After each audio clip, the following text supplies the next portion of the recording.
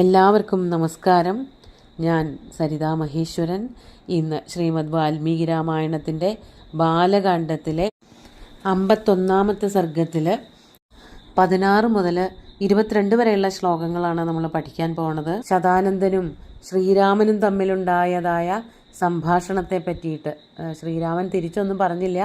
വിശ്വാമിത്രനെ പറ്റിയിട്ട് ശ്രീരാമനോട് ശതാനന്ദൻ പറഞ്ഞു കൊടുക്കുന്ന സന്ദർഭമാണ്. അതാണ് കഥയിൽ നമ്മൾ പറഞ്ഞുകൊണ്ടിരുന്നത്. നമുക്ക് ഇന്നത്തെ ശ്ലോകത്തിലേക്ക് കടക്കാം. ആദ്യം 16-ാമത്തെ ശ്ലോകം നോക്കാം. ശ്രൂയതാം ചാഭിധാസ്യാമി കൗശികസ്യ മഹാത്മനഃ യഥാബലം യഥാതത്വം തന്മേ നിഗതത ശൃണു. എന്നിട്ട് ഇപ്പം എന്താ ഉണ്ടായതെന്ന് വെച്ചാൽ, ശ്രീരാമനോട് ശതാനന്ദൻ വിശ്വാമിത്രനെ പറ്റിയിട്ടുള്ള കഥകളൊക്കെ പറയാണ്. ഒരു തവണ ചെറുതായിട്ടൊന്ന് സൂചിപ്പിച്ചതാണ്. വിശ്വാമിത്രൻ്റെ വംശാവലിയെ പറ്റിയിട്ട് മുമ്പ് പറഞ്ഞിരുന്നു. അതൊന്നും കൂടി എടുത്തു പറഞ്ഞിട്ടാണ് പിന്നെ വിശ്വാമിത്രൻ്റെ മറ്റു കഥകളിലേക്ക് കടക്കണത്. ഇവിടെ അതാണ് പറയണത്. മഹാത്മനഃ കൗശികസ്യ കഥാം അഭിധാസ്യാമി ശ്രൂയതാം. മഹാത്മാവായിട്ടുള്ള കൗശികനെ പറ്റിയിട്ട്, കൗശികൻ്റെ കഥകളെ പറ്റിയിട്ട് ഞാൻ പറയാം. ശ്രൂയതാം, അത് കേട്ടോളൂ. അതെങ്ങനെയാണ് ഞാൻ പറയണത്? യഥാബലം യഥാതത്വം തന്മേ നിഗതത ശൃണു. എന്നെക്കൊണ്ടാവുന്നതുപോലെ, എനിക്ക് അറിവുള്ളതുപോലെ ഏതാണ്ട് ഞാൻ കുറേ കാര്യങ്ങൾ കേട്ട് മനസ്സിലാക്കിയിട്ടുണ്ട്. അതാണ് യഥാബലം, എന്നെക്കൊണ്ട് പറ്റുന്നത് പോലെ. യഥാതത്വം, അറിഞ്ഞിടത്തോളം സത്യസന്ധമായിട്ടുള്ള കഥകളാണ്. കഥ എന്ന് വെച്ചാൽ ഉണ്ടായ കാര്യങ്ങളാണ്, ചരിതങ്ങളാണ്. അത് നിഗതത മേ ശൃണു, ഞാൻ പറയാൻ പുറപ്പെടുകയാണ്, എന്നിൽ നിന്ന് ആ കഥ മുഴുവനുമായിട്ട് കേട്ടോളൂ എന്ന് പറഞ്ഞിട്ട് വിശ്വാമിത്രനെ പറ്റിയിട്ടുള്ള കഥകൾ പറയാൻ തുടങ്ങുകയാണ്. നമുക്ക് 17-ാമത്തെ ശ്ലോകം നോക്കാം. രാജാസീദേശധർമാത്മാ ദീർഘകാലമരിന്ദമ ധർമ്മജ്ഞഃ കൃതവിദ്യശ്ച പ്രജാനാം ച ഹിതേരത. വിശ്വാമിത്രൻ ഒരു ഋഷിയായിരുന്നില്ല. പണ്ട് കാലത്ത് അദ്ദേഹം ഒരു രാജാവായിരുന്നു. നമ്മൾ കഴിഞ്ഞ ദിവസം പറഞ്ഞത് ബ്രഹ്മർഷിയായി തീർന്നു എന്നാണല്ലോ. ബ്രഹ്മർഷി ആവുന്നതിന് മുമ്പ് അദ്ദേഹം രാജർഷിയായിരുന്നു, രാജാവായിരുന്നു. ആ കഥയാണ് പറയണത്. ഏഷ ധർമാത്മാ ദീർഘകാലം രാജ ആസീത് അരിന്ദമഹ ധർമാത്മാ.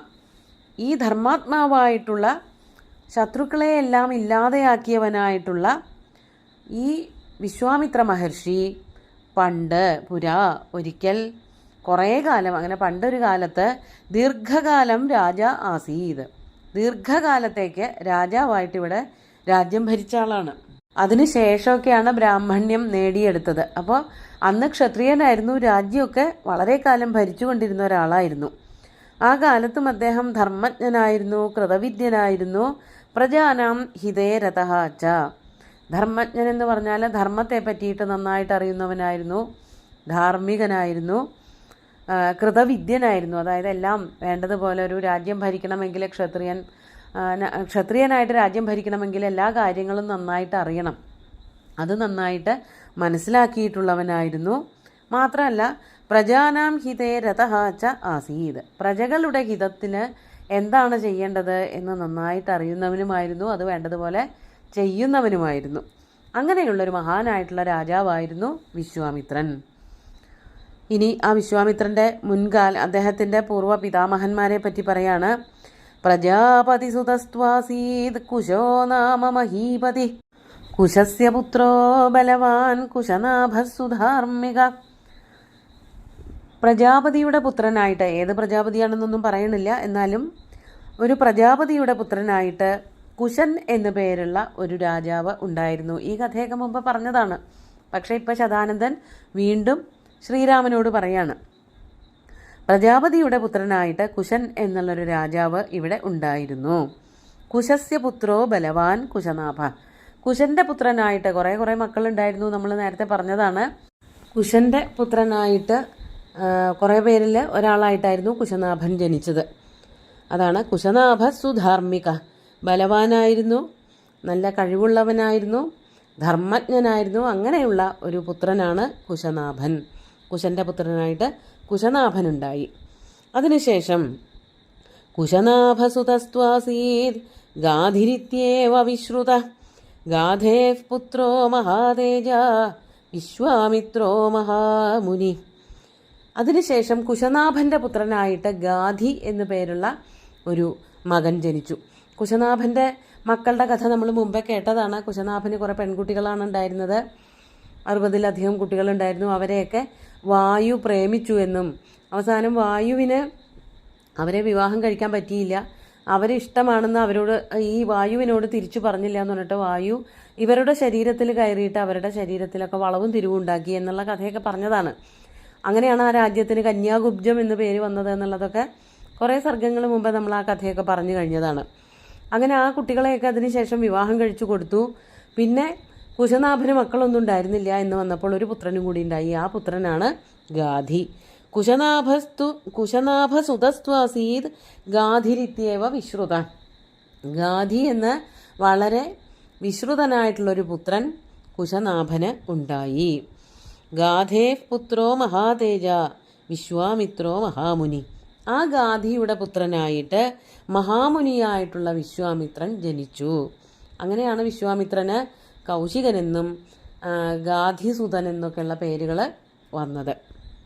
അങ്ങനെ ഗാധേഹ പുത്ര, ഗാധിയുടെ പുത്രനായിട്ട് മഹാതേജസ്വിയായ മഹാമുനിയായിട്ടുള്ള വിശ്വാമിത്രൻ പിറന്നു എന്നാണ് പറയണത്. എന്നിട്ട് വിശ്വാമിത്രൻ്റെ രാജ്യഭാരത്തെ പറ്റി പറയുകയാണ് 20ാമത്തെ ശ്ലോകത്തിൽ.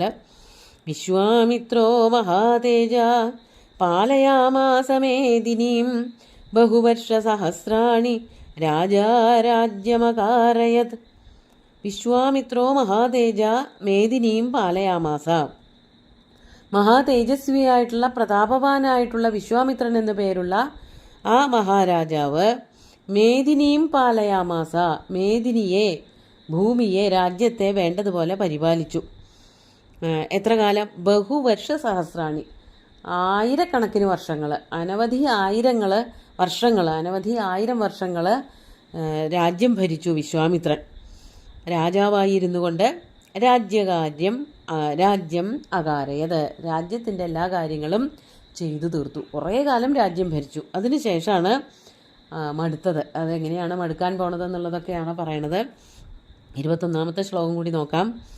കദാചിത്തു മഹാരാജ യോജയിത്വാ വരൂധിനീം അക്ഷൗഹിണീ പരിവൃത പരിചക്രാമമേദിനീം.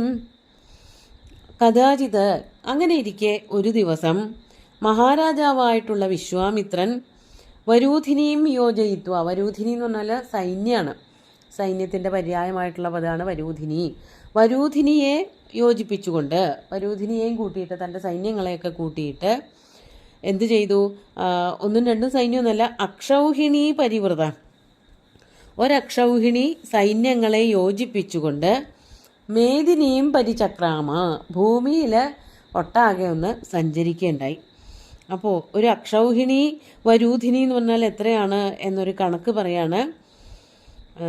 21,870 രഥങ്ങൾ, അത്ര തന്നെ ആനകൾ, അതിൻ്റെ 3 ഇരട്ടി കുതിരകൾ, 5 ഇരട്ടി കാലാൾ, ഇത്രയുമുള്ള സൈന്യത്തിനെയാണ് അക്ഷൗഹിണി എന്ന് പറയണത്.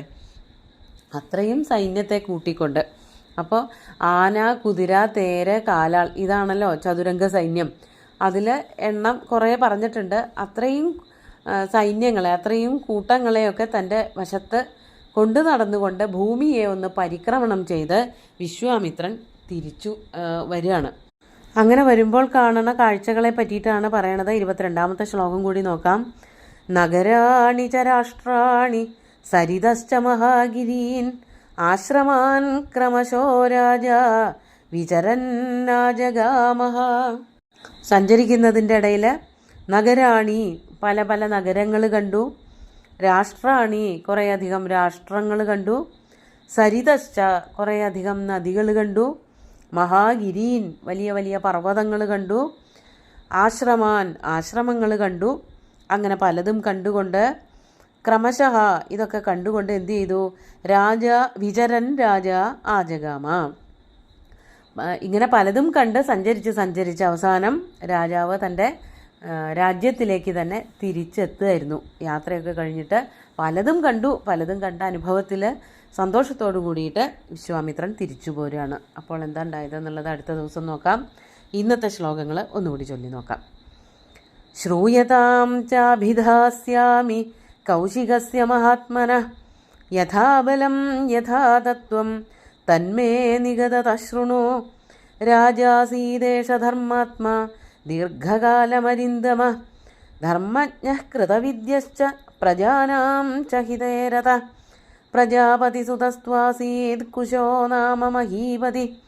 കുശസ്യ പുത്രോ ബലവാൻ കുശനാഭസുധാർമ്മികഃ. കുശനാഭസുതസ്ത്വാസീത് ഗാധിരിത്യേവ വിശ്രുത. ഗാധേഃ പുത്രോ മഹാതേജ വിശ്വാമിത്രോ മഹാമുനി. വിശ്വാമിത്രോ മഹാതേജ പാലയാമാസ മേദിനീം. ബഹുവർഷസഹസ്രാണി രാജാ രാജ്യമകാരയത്. കദാചിത്തു മഹാരാജാ യോജയിത്വാ വരൂധിനീം. അക്ഷൗഹിണീ പരിവൃതഃ പരിചക്രാമമേദിനീം. നഗരാണി ച രാഷ്ട്രാണി സരിതശ്ച മഹാഗിരീൻ. ആശ്രമാൻ ക്രമശോ രാജാ വിചരന്നാജഗാമഃ. അങ്ങനെ തിരിച്ചു വരികയായിരുന്നു. തിരിച്ചു വരുമ്പോൾ എന്താണ് ഉണ്ടായത്, ആരെയാണ് കണ്ടത് വിശ്വാമിത്രൻ എന്നുള്ളതൊക്കെ അടുത്ത ദിവസം നോക്കാം. സുന്ദരമായിട്ടുള്ള കഥാഭാഗങ്ങളാണ് ഇത്. അതിന് തൊട്ടു മുമ്പേ ഉള്ള, അതായത് കുശൻ്റെ ആ വംശാവലിയിൽ പിറന്നവനാണ് വിശ്വാമിത്രൻ എന്ന് പറഞ്ഞിട്ട് വിശ്വാമിത്രൻ നിർത്തി. പക്ഷെ വിശ്വാമിത്രൻ എന്തുകൊണ്ട് ക്ഷത്രിയനിൽ നിന്നും ബ്രാഹ്മണനായി തീർന്നു, ബ്രഹ്മർഷിയായി തീർന്നു എന്നുള്ളത് ഇതുവരെ ആരും ശ്രീരാമനോട് പറഞ്ഞിട്ടില്ല. ആ കഥയാണ് ശതാനന്ദൻ പറഞ്ഞു കൊടുക്കാൻ പോണത്. ആ കഥകൾക്കായിട്ട് നമുക്ക് കാത്തിരിക്കാം. സുന്ദരമായിട്ടുള്ള ശ്ലോകങ്ങൾ ഭഗവാൻ ശ്രീരാമചന്ദ്രൻ്റെ കാൽക്കൽ അർപ്പിച്ചുകൊണ്ട് ഗുരുവായൂരപ്പനെ സാഷ്ടാംഗം നമസ്കരിച്ചുകൊണ്ട് എല്ലാവർക്കും ശുഭദിനം നേർന്നു നിർത്തട്ടെ. നന്ദി.